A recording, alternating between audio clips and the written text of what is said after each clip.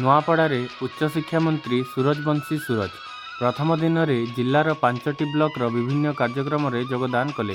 ଆସନ୍ତାକାଲି ଗଣତନ୍ତ୍ର ଦିବସରେ ପତାକା ଉତ୍ତୋଳନ କରିବେ। ନୂଆପଡ଼ା ଜିଲ୍ଲା 2 ଦିନିଆ ଗସ୍ତରେ ଓଡ଼ିଶା ସରକାରଙ୍କ ଗଣଶିକ୍ଷା ମନ୍ତ୍ରୀ ସୂର୍ଯ୍ୟବଂଶୀ ସୁରଜ ଆସି ଜିଲ୍ଲାର ବିଭିନ୍ନ କାର୍ଯ୍ୟକ୍ରମରେ ଯୋଗଦାନ କରିଛନ୍ତି।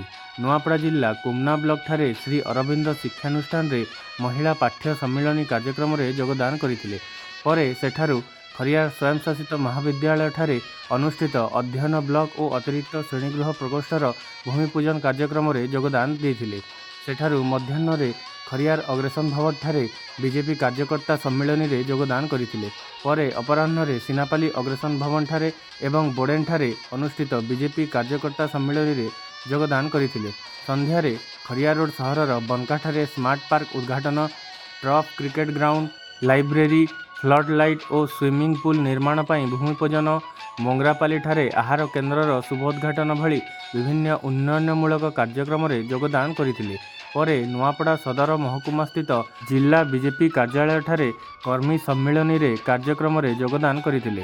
ଆସନ୍ତାକାଲି ମନ୍ତ୍ରୀ ଶ୍ରୀ ସୁରଜ 76ତମ ଗଣତନ୍ତ୍ର ଦିବସ ଅବସରରେ ନୂଆପଡ଼ା ମିନି ଷ୍ଟାଡିୟମଠାରେ ଜିଲ୍ଲାସ୍ତରୀୟ ଗଣତନ୍ତ୍ର ଦିବସରେ ଯୋଗଦାନ କରିବେ।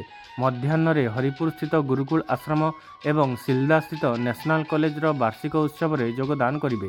ସେଠାରୁ ଅପରାହ୍ନରେ ସଦର ବ୍ଲକ ପତରାଠାରେ ଅବସ୍ଥିତ ପବିତ୍ର ଯୋଗେଶ୍ୱର ବାବାଙ୍କ ମନ୍ଦିର ପରିଦର୍ଶନ କରି ପ୍ରସାଦ ସେବନ କରିବେ।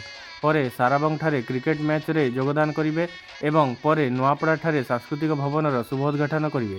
ଏହାପରେ ସ୍ଥାନୀୟ ପୋଲିସ ପଡ଼ିଆଠାରେ ଜିଲ୍ଲା ପ୍ରଶାସନ ତରଫରୁ ଆୟୋଜିତ ହେଉଥିବା ଭାରତୀୟମ ସାଂସ୍କୃତିକ କାର୍ଯ୍ୟକ୍ରମରେ ଯୋଗଦାନ କରି ସେଠାରୁ ଭୁବନେଶ୍ୱର ଅଭିମୁଖେ ଟ୍ରେନରେ ଯାତ୍ରା କରିବେ। ପୂର୍ବତନ କଳାହାଣ୍ଡି ସାଂସଦ ବସନ୍ତ କୁମାର ପଣ୍ଡା, ଜିଲ୍ଲା ସଭାପତି ସୁବ୍ରତ ଠାକୁର, ବିଜେପି ଯୁବ ମୋର୍ଚ୍ଚା ସଭାପତି ଅଭିନନ୍ଦନ ପଣ୍ଡା, ପୂର୍ବତନ ଖରିଆର ବିଧାୟକ ହିତେଶ ବଗର୍ତ୍ତୀ, ଖରିଆର ରୋଡ଼ ଏନ୍ଏସି ଅଧ୍ୟକ୍ଷା ସୋନିଆ ଜୈନ, ବିଜେପି ନେତା ଗୋଲ୍ଡି ଅଗ୍ରୱାଲ, ସଦାନନ୍ଦ ଯୋଶୀ ପ୍ରମୁଖ ଉପସ୍ଥିତ ରହିଥିଲେ। लोक कल्याण में विश्वास करे, लोक भागीदारी में विश्वास करे, जनजाति ठारू आरंभ करिकी समग्र समुदाय उत्थान पर विश्वास करे। देशर राष्ट्रपति ठारू आरंभ करी राज्यर मुख्यमंत्री पर्यंत पिछड़ा समाज रु दिया जाइछि। जो माने आज ओडिशा को अत्यंत समन्वय सह आगु नवा प्रचेष्टित अछंती एवं विकसित ओडिशार आह्वान माननीय मुख्यमंत्री देइछंती।